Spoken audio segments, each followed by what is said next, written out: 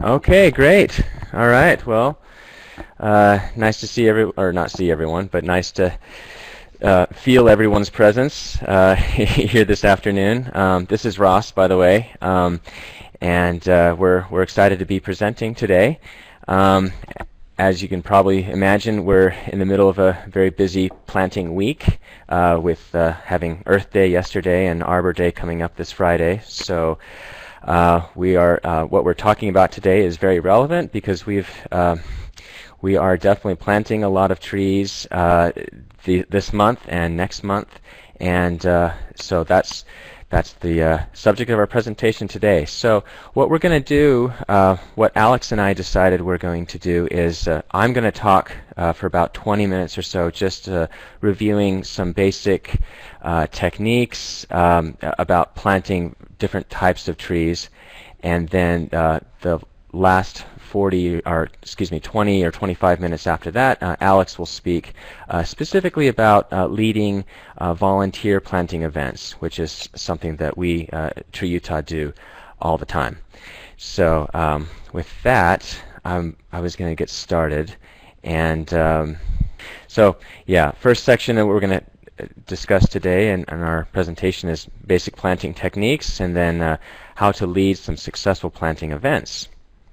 What I wanted to talk about today is basically the planting basics for 3 different types of trees: bare root trees, containerized trees, and balled and burlapped trees. And so just kind of go through those. I was going to say also there's one other type of tree that we plant, but I wasn't going to cover it. I decided not to cover it in this presentation, largely because it's I was going to talk about planting pole cuttings, basically. That's something that we do a lot here with TreeUtah, but we generally do it in March before the planting season that we're in right now. So it's really too late to do this type of planting, but that usually involves planting cottonwoods and willows on restoration sites, which I think would be a fascinating subject for perhaps another time. But today we're just going to stick with these 3 trees, 3 types of trees. So moving forward, just talk about planting bare root trees. This is also a type of tree that you can find often in nurseries, but we are actually probably at this point a little beyond the appropriate time to be planting bare root trees. Generally, they need to be planted, and generally they're only available to be purchased and planted before they break bud, before the weather starts to warm up in the spring. And so but perhaps if you're thinking about doing planting some bare root trees, perhaps next spring or another time, this might be useful information to have. And so what I was going to do is just kind of go through some of the challenges and the benefits of planting these different types of trees. With bare root trees, as I said, generally they're only available in early spring before they break bud. A lot of times some nurseries will not carry them, but some will. Also, sometimes these trees you can have delivered, which can be very convenient. They tend to not weigh very much, so that's another benefit to them. They're easy to transport. But once you receive them, or once they're dug up from the ground, they need to be planted as soon as possible, and basically just need to be kept moist. Generally, as soon as you do dig them up, you need to kind of keep them in water, or hopefully have a place in mind to plant them within a day or so, because they are very fragile at that state. So but yeah, again, some of the benefits, they tend to cost less than other types of trees that are available. They're lighter, they're just lighter weight. And also you have the benefit that a greater portion of their roots are intact, that compared to purchasing trees that are grown in containers or balled and burlap trees, they have more roots that have not been cut or removed or somehow manipulated by the nursery. So that also is a benefit for planting those. Yeah, so that's just one variety that you might keep in mind, one type of tree that you might think about purchasing, perhaps sometime next spring, because they can be very successful. Okay, so moving right ahead, I'm going to talk a little bit about planting container trees. This is a very common type of, often in nurseries when you go, this is probably the most common that you find in a lot of commercial nurseries. That you'll find trees and other sorts of plants in containers. And so some of the challenges about container trees that I'll talk about first is it's important to if you have the opportunity to go to a nursery, and if you're purchasing these trees by yourself, to really inspect them, to look at them closely. A lot of this will, if you have the opportunity to, or if they're not too heavy at least, to try to pull them out of the container a little bit, even at the nursery, to take a look at their roots, because it's really important to inspect them. Some of the hazards that can occur from container trees is the roots getting root bound, pot bound. Essentially, when you've had a tree that's been constricted in a container for so long, it will its roots may begin to circle and get bound up with each other, and that can be problematic later on when you remove the pot and you are planting it, because essentially the roots, the tree itself, is sort of confused as far as its reality, and when you remove the tree from the container and put it in the ground, the tree will go through a shock. And so that's definitely something that it's important to look at when you're looking at trees at a nursery. Sometimes we don't necessarily have that liberty with the work that we do here at TreeUtah. We often will work with people who have a planting project they need our assistance with, and they may just order these trees from some nursery and have them dropped off, and the first time that they see them is at the planting site. They may not necessarily have the chance to go to a nursery and inspect the roots or the container or the condition of the tree. So you really do the best you can, but ideally, if you have the opportunity, it's really good to try to pick out a tree that is not root bound. And that said, you also want to make sure that when you are buying a containered tree, that you're buying a tree that's been in the container long enough, or if it was transplanted from a smaller container or from a bare root tree placed into a container, that it has had enough time to spread its roots and get established in the container. Sometimes we've also had problems with getting trees that are not rooted enough, not well rooted, and that can also be a problem, because then you're buying something that is not well established. So definitely some things to look at. Again, getting back to why it's important to check the roots in a container is because there's the phenomenon of circling roots, or also known as girdling roots, and that's just when you have a tree that's been in a container for a long time, its roots begin to circle, and later on that can even restrict the tree's ability to grow. You might you might have the risk of losing some limbs, or even losing the entire tree itself down the road, if you're not aware that there's a circling root problem. So definitely something to look after. If you do find a tree or a tree in a container that has circling roots, there's a number of things you can do. If you have just a pruning saw, it's definitely it's a practice that we do, is just kind of go through and make some cuts along the side and also the bottom, usually like an X formation on the bottom of the root ball after you've removed it from the container, just to kind of cut some of the roots that might be bound up, and also free roots that might otherwise be restricted. So that's definitely something that you can do. So even if you have a container tree that's root bound, it's not the end of the world. So there are ways that you can work with it.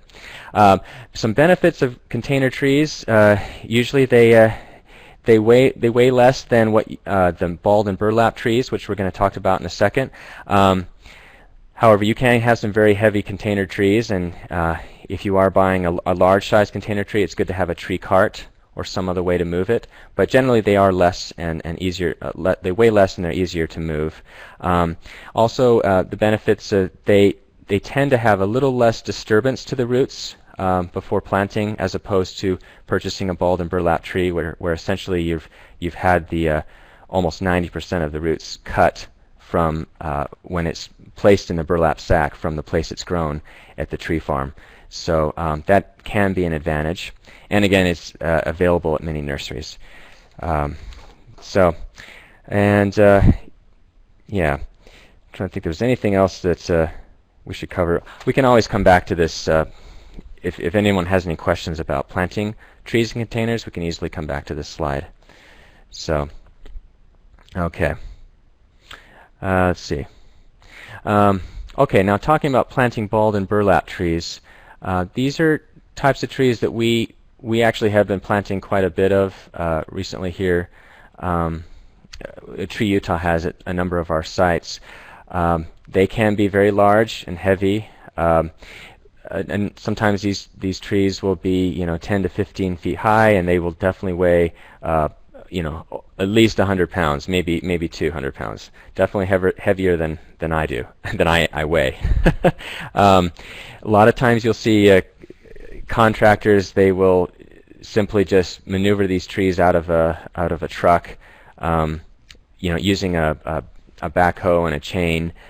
They're very difficult to move. Often, if you are going to be planting these types of trees, you want to have them delivered.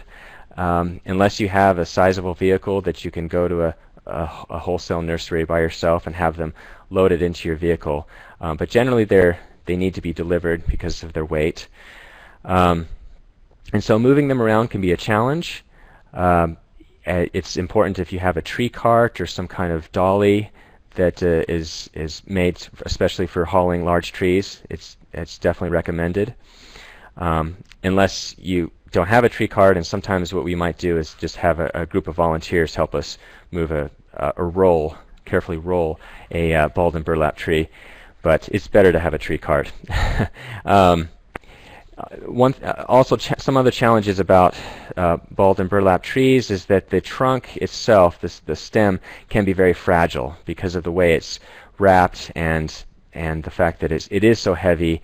And you really have to be careful when you're moving it that you don't snap or sort of sever the roots from the actual trunk of the tree. So really you want to make sure that when you're maneuvering it, that you're handling the root ball itself, and be very careful about the stem. Something about balled and burlap trees also that we've observed, I especially have observed, is that often we will find trees that have been planted with the wire basket and twine and the burlap itself still intact and planted just as is. And I'm not sure why we've encountered this so often, but it's very important to remove. When you purchase these trees, you have the burlap sack, but then you also have a kind of a wire iron cage and some twine wrapped around it, just to keep it to allow it to be moved. Unfortunately, I'm not sure where there might be some just misunderstanding out in some places that somehow that the tree will be okay if you plant it just as is. But I've had to dig up a lot of dead trees, dead or dying trees, where we found that the burlap and the wire cage were still wrapped around it when we dug it up. So really important to remember to remove the wire basket and twine. And so as far as the burlap itself, it really sort of depends on the condition of the tree that you have. Once you have a hole dug and you've maneuvered the root ball into the hole, if you're not able to remove the burlap without having all of the soil, the substrate that's wrapped in there with the roots, if you're not able to remove the burlap with all of that stuff, it's generally okay. As long as if it's a natural fibrous biodegradable burlap, it should be okay. You just need to make sure to pull down and remove the burlap to the base of the hole as much as possible. The important thing is just allowing space for the roots to grow out laterally and not be restricted by anything. If you are working with occasionally, you might have a tree that you've purchased that has some kind of vinyl or treated burlap. You really should remove that completely. A lot of times those types of burlap will have a treatment that or a chemical that may actually restrict root growth, and so that's something that you need to be aware of and be careful about. If you are able to remove the burlap, if for some reason the substrate and soil is really compact and tight around the ball, then I would say remove it as much as possible if you can. So some benefits about balled and burlap trees is just that having larger trees means they have a better chance for survival, means that they'll generally you'll have a larger tree established, and they can pick up where they left off. They may need a few years or so to get reestablished, to get their roots established into the planting site, but that's definitely one of the benefits of having that. We definitely have a higher survival rate with larger trees than we do with some of our small restoration seedlings. Also, let's see. Yeah, again, just large amounts of soil around the root ball protects them from injury. That's kind of different from again, dealing with the other types of trees that we might have, the bare root trees, for example. So, okay, so just real quick, we're going to go through some basic planting techniques, just kind of the play-by-play, step-by-step. I'm sure a lot of you are familiar with this in your own experience, but it's always good just to kind of go over the basics and just kind of review a few things. So generally, starting off, once you've decided, found a good place to plant the tree, you might have some sort of reason for planting. Obviously, before you've gotten to this point, you've given a lot of thought to what you're going to plant, why you're going to plant the tree there. And finding a good place, a good site to do it. You don't want to obviously do it under power lines or some place that may have plans to be developed in the future, and then that way so you want to be planting a tree in a place that you intend on having it for a long time. Let's just say that. So you start off by just digging basically a saucer-shaped hole, and it's in this process you want to make sure that as much as possible that you're not digging too deep, that you're not going beyond the depth of the tree's container or root ball. And so that means essentially measuring it. As you're digging, you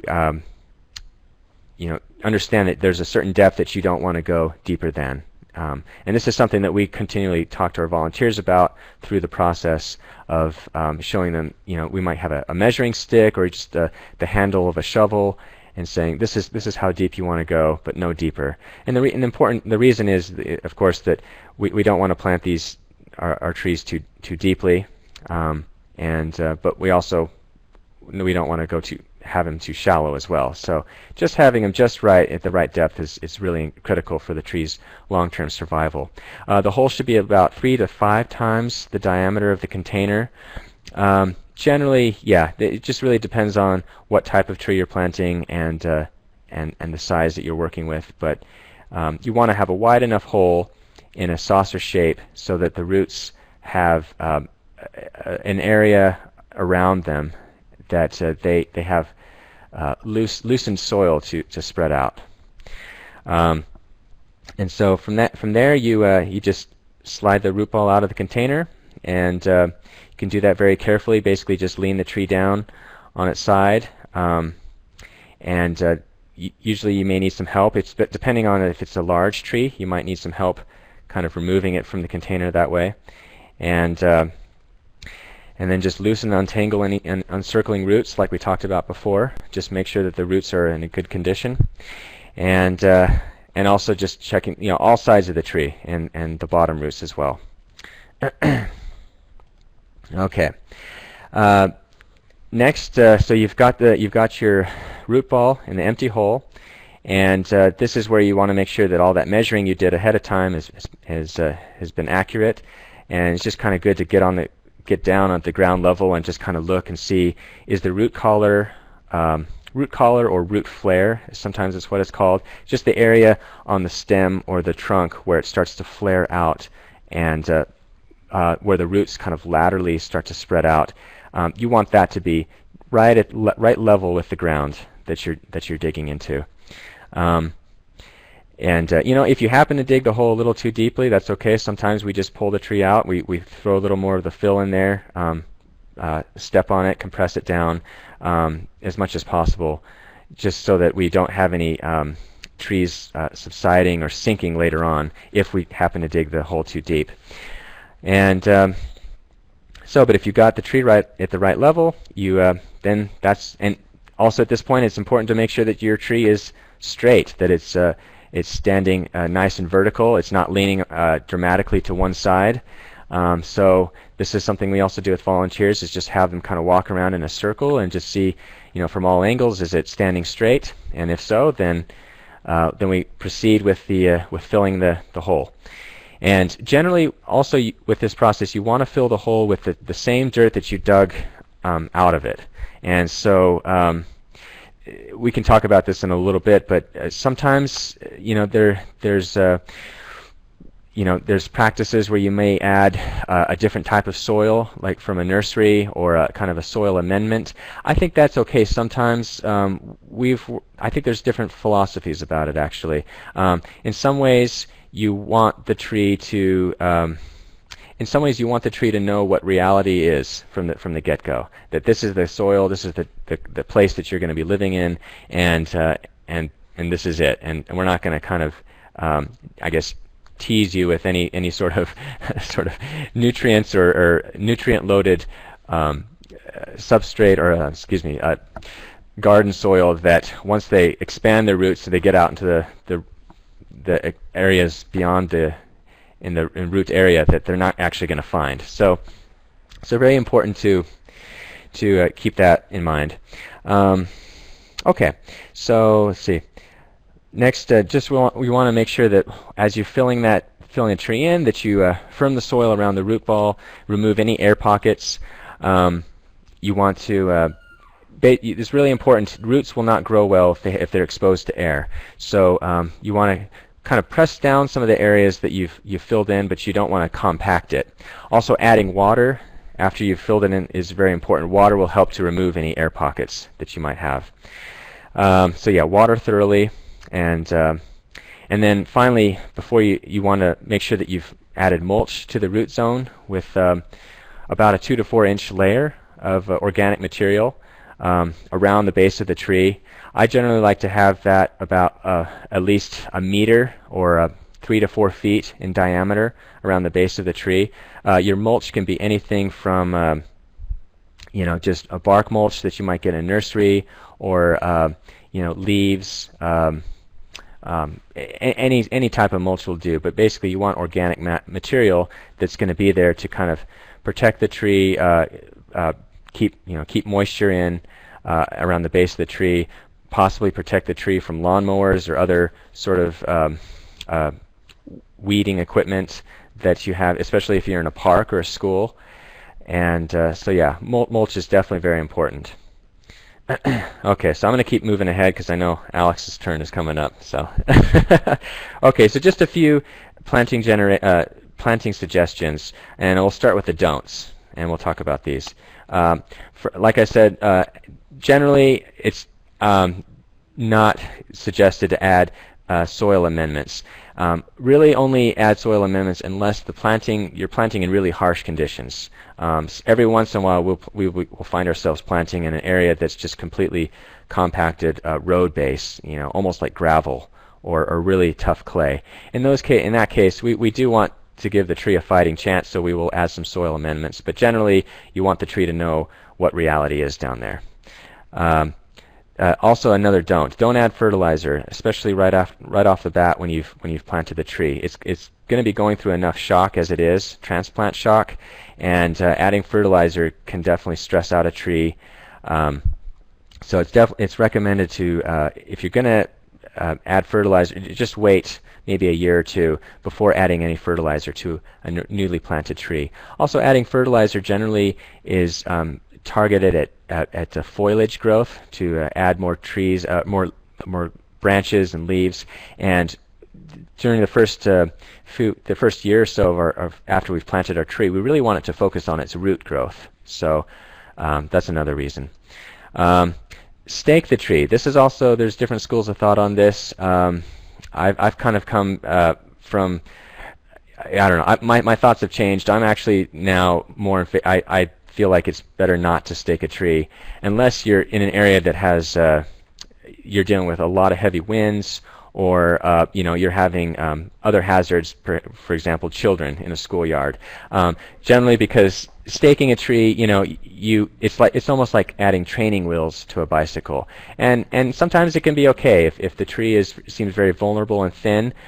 It might be a good idea to kind of give it a little support and place to kind of get established. But you don't want to leave your training wheels on forever. You eventually want your youngin to learn how to ride as an adult. So I'm not sure if that analogy works so well, but hopefully you get the idea. That generally you want a tree to get established. You want it to learn to cope with the wind or any other obstacles without necessarily any other support. Also, just one thing to make sure of, and this is something that happens especially if you're planting in heavy clay soils, which we do find around here, is something called glazing, and that just happens essentially when you're digging a hole in heavy clay soil. Clay soil, as you know, might kind of have a really smoothed out texture, and what can happen is if you've dug a hole that's almost completely smooth, you might create an area where actually water will not really permeate the I don't know what I'm trying to say, the size of the hole that you've dug, and so you could just have essentially water sitting in the hole, and or vice versa, you could have it so that the water cannot come from the roots have a tough time basically penetrating and accessing water through that glazed soil perimeter. So generally, just you want to have a rough surface on the hole that you dig, and not completely smooth. Okay, a few do's for planting suggestions. Like I said, add organic mulch. That it protects. Mulch is great for many things. Protects from lawnmowers, controls weeds, keeps roots moist, reduces soil compaction, and it can just look nice. So there's a lot of important reasons to use mulch. Remove tags and labels. A lot of times you buy trees from nurseries, they have lots of various tags on their branches. You want to remove those for various reasons. Also, just make sure that any tags are removed. Well, you certainly don't want the tree eventually being restricted, especially the branch growth being restricted from having tags on their branches as they grow larger and bigger. So okay, create a water-holding basin around a tree's base. Yeah, this is something also that we do quite frequently. You just generally you're kind of creating a basin on the surface. So after you've planted the tree, it's almost like creating a moat, an area where water can be kept. And so when you're irrigating the tree, or when it rains or snows, or you have some kind of precipitation, that water can easily collect around the tree's base. Okay, and then water regularly after you get started. Then you just a new tree needs to be watered fairly regularly, especially during the summer. Every 7 to 10 days is recommended. And okay, with that, I'm going to pass the headset to Alex, who's going to talk about leading successful planting events, and afterward we can answer some of your questions. All right. Super. My name is Alex, and I'm the Education Coordinator here at TreeUtah. Today we're going to talk about leading the successful planting events. Now you've chosen your trees, you figured out what you're going to do. how do you actively engage the people who are coming out to help you at these events? I just want to be clear, during this process, I'm not actually going to be talking about the recruitment aspect of this. Our volunteer coordinator, Hannah, could speak to that much better, but this is mostly how to deal with individuals once they get to your site and the preparation leading up to that event. So the first topic is, of course, preparation. This is going to be your key to success for every event. And the key is not to under-prepare or over-prepare. You want to get into kind of that sweet spot where you have an ability to be flexible and roll with the punches if things change. If you decide that, volunteers are going to arrive at 9, at 9:01 we're going to do our intro, at 9:03 we're going to break ground, it simply isn't going to work. And you will stumble across a lot of roadblocks. When things don't go well, it kind of puts you in a place where you have a lack of flexibility to deal with changes. So just make sure that you're prepared for things to go right, and you're also prepared for things to go wrong. All right, so tree planting preparation, we like to talk about the 5 W's. If you've past 3rd grade, you probably have a pretty clear indication of what the 5 W's are, but we're going to talk about them in a tree planting event context.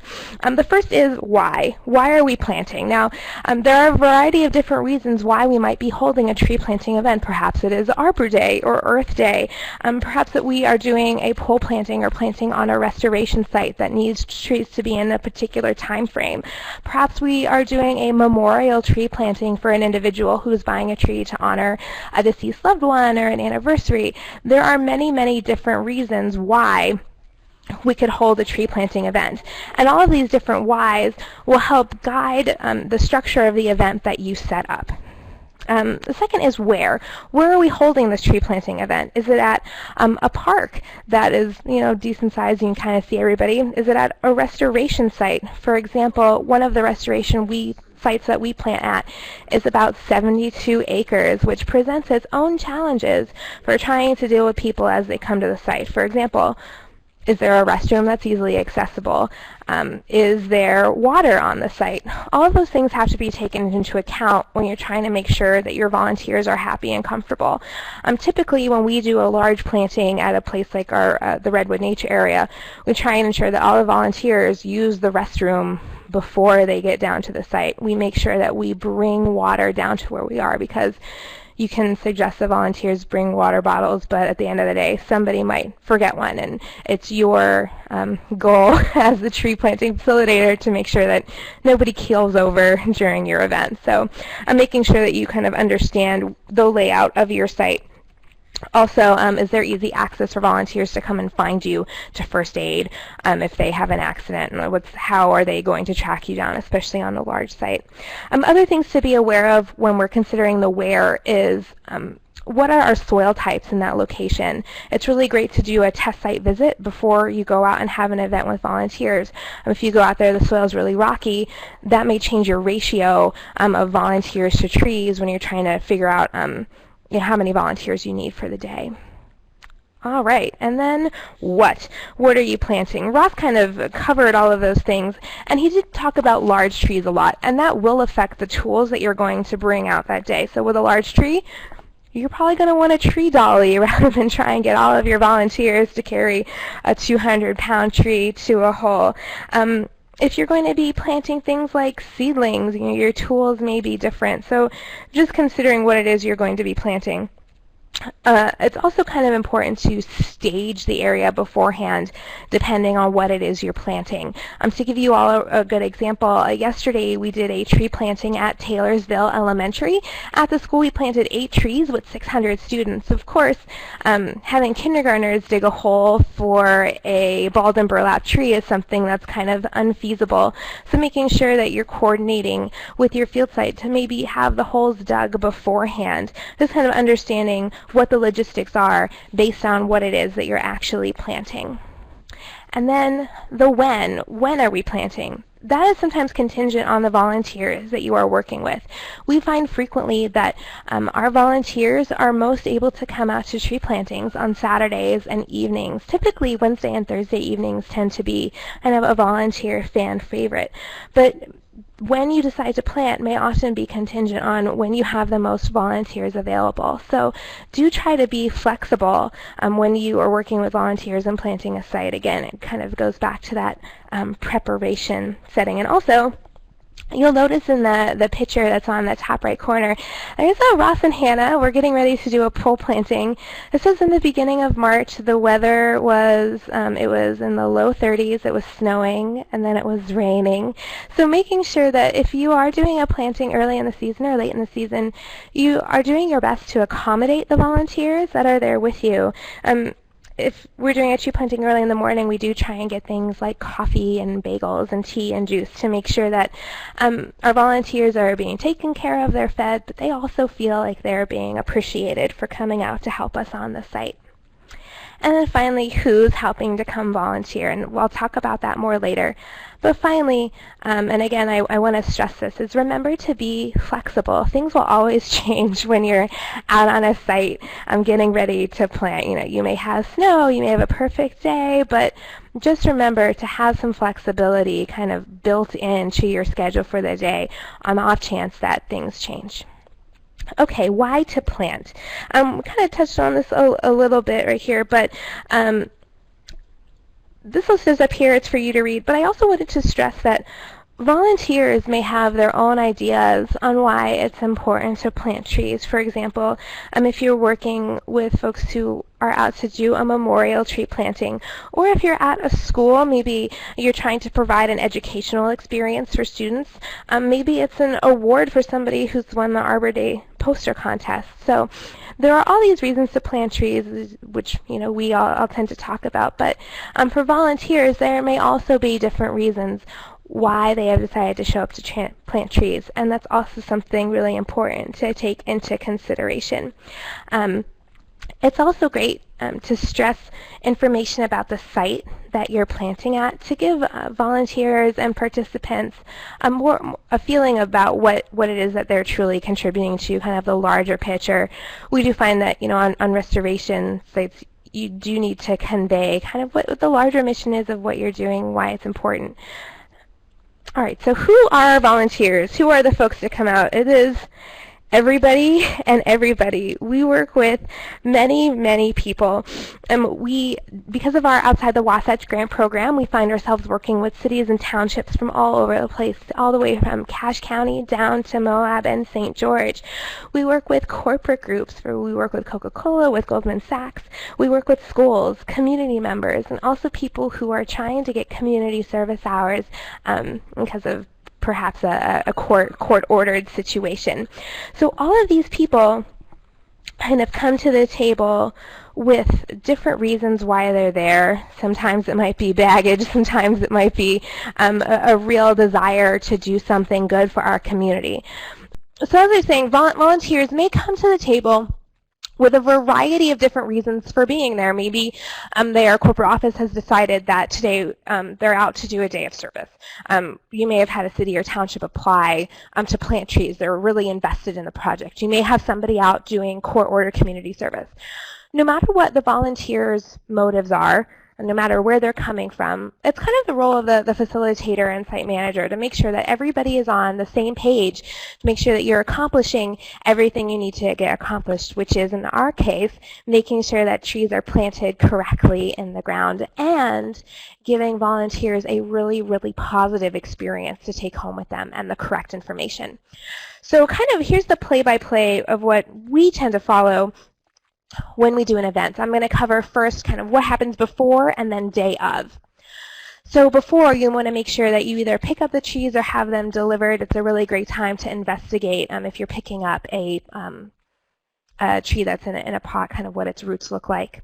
VTLs, you're going to see this kind of tossed around a little bit. We work with volunteer team leaders, which are additional volunteers who have received extra training. So they're also kind of our eyes and ears on the ground, especially when we're doing plantings at our really large field sites. Staff, everybody arrives early. It's really important to kind of stage everything, especially when you're working on a large-scale planting, or even when you're working on one or two plantings, having everything out and ready to go really kind of gives the volunteers a little bit of confidence in how the event's going to go that day. It also keeps you organized and on track. If you arrive early to your site and realize that you're forgetting a few things, you may have the chance to go ahead and grab that stuff before the event begins. So again, that pre-planting is very important. When we're working on a larger site, it's nice to have everything kind of marked out. We tend to use flags on a restoration site, but we can go out and spray big circles on the ground when we're doing large tree plantings at places like parks. All right, so then everybody shows up. So the best thing to do is to have a waiver, some sort of waiver to make sure that you're not liable in case anything happens. It's also a good way to collect volunteer information to follow up with them after the event. Once all your volunteers arrive, this is your time to do your orientation and kind of set out your expectations for the day and the timeline for the day, ensuring that all participants who have arrived are on the same page and that they also know who to find if they run into any problems. It may seem a little goofy, but it does work. We wear similar matching shirts that have our logo on them. We make sure that everybody who's there knows who we are and knows how to find us. If you're working with a smaller group to get acclimated, sometimes name tags help. So you're not just saying, hey, you, stop what it is you're doing. You can be more personal and really address volunteers. Safety talk. This is probably the most important piece that we do for the day. You'd be surprised how many people would love to carry that shovel with the blade facing up and pointing in the air. We just want to make sure that, again, everybody is safe. Everybody stays on the same page. So encourage people to, yes, please use their shovel correctly. Let them know who to find if they need help. Let them know what to do if they need first aid. And your safety talk will vary from group to group. For example, again, we did a school planting yesterday where all of our tree holes were backhoed out for us. So another thing that to incorporate into that safety talk was letting teachers know where those holes were dug and making distance to stay away from those so that everybody stays safe during the duration of the event. We do like to have a planting demonstration so that everybody sees what we expect from them. And it's a good time to go ahead and have people ask questions so that every single person is on the same page. Then at this point, we divide into groups. We like to have about 5 volunteers to 1 staff or volunteer team leader. And then post-planting, one of the things to do is to make sure that you have folks kind of roving around. Myself and our volunteer coordinator, oftentimes at tree plantings, don't do a lot of tree planting. It's our job to walk around and make sure that, number 1, everyone's doing everything correctly, and number 2, that everybody's having a good time. Because that is one of the most important things. We want to make sure that people enjoy their experience, that they want to come out and plant trees again. Sometimes you do have to redirect folks. If you see somebody who, just can't get it, is just having a really bad time, have a couple of other tasks in your tool bag. Maybe they can assist with watering, maybe they can assist with some trash pickup, but oftentimes just redirecting somebody who's having a bad day can kind of save their day and also save your day and get you a volunteer to come and return.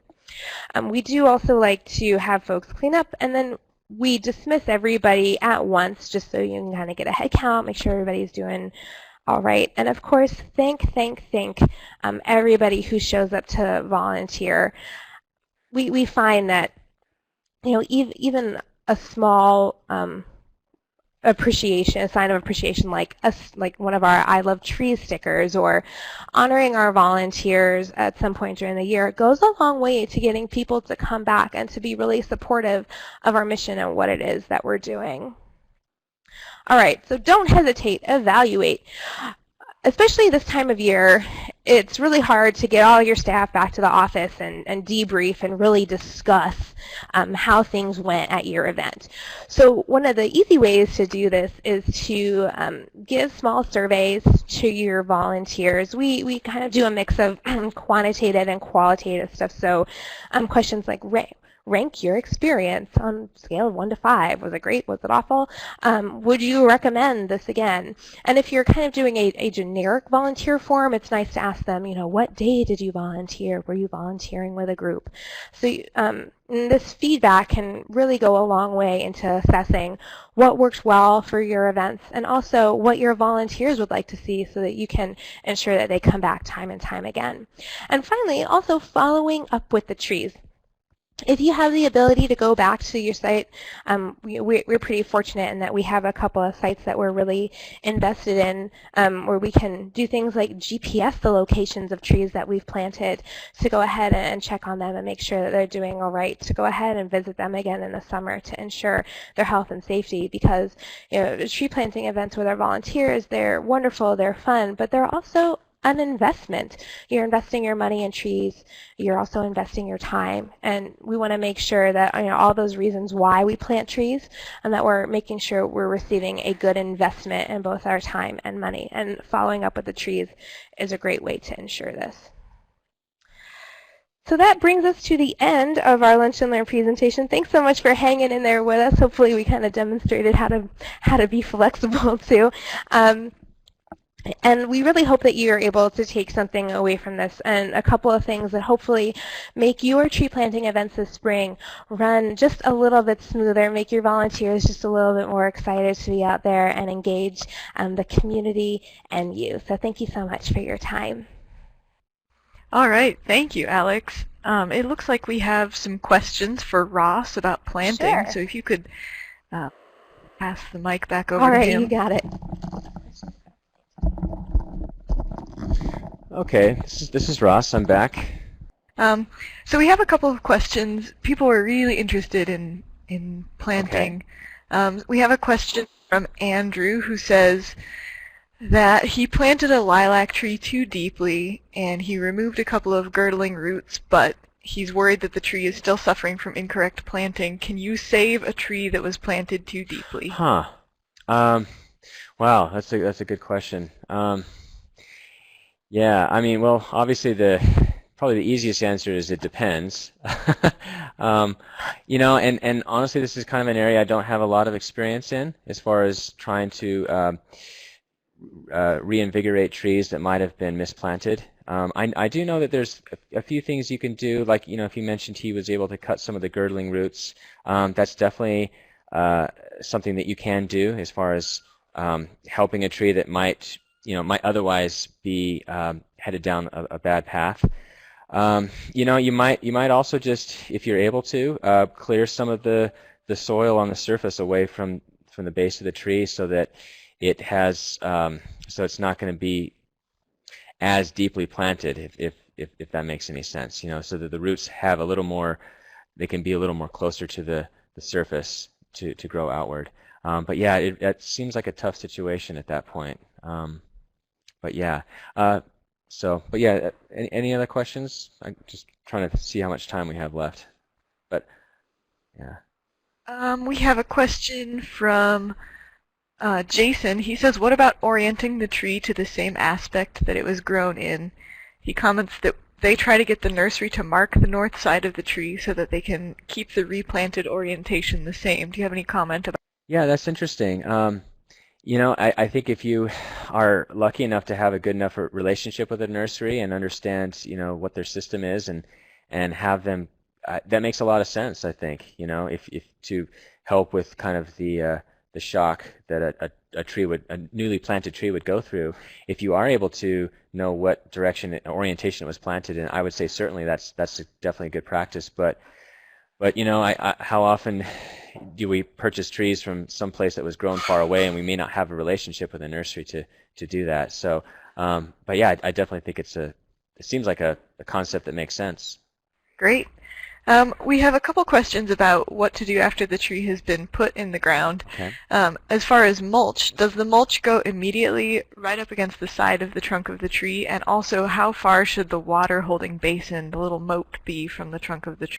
Okay. So yeah, generally with the mulch, you want to avoid having any mulch actually touching the trunk of the tree. Certainly avoid having any of it piled up along the base of the tree. But so you want to have about 2 to 4 inches of mulch around the base of a tree, but you actually don't want it to be touching, so you want to pull that mulch away from the base of from the trunk of the tree. And as far as having a watering basin, generally I like to have a basin that's at least 3 to 4 feet wide. I mean, it really depends on the size of your tree that you're working with, but something that's at least 3 to 4 feet in diameter to offer a good enough protection and I don't know, area of mulch to provide for that tree. So we probably don't have any time for more questions, but is there a way that our participants can reach you just in case they have other questions about planting or volunteer opportunities? Absolutely. Happy to answer any questions, and if we don't have the answers necessarily, we're happy to help you research and find the right answer or solution. Everyone can feel free to email me at planting, that's PLANTING, at TreeUtah.org if you have any questions. Also, if you wanted to email Alex, she's right here, but you can email her at education at TreeUtah.org.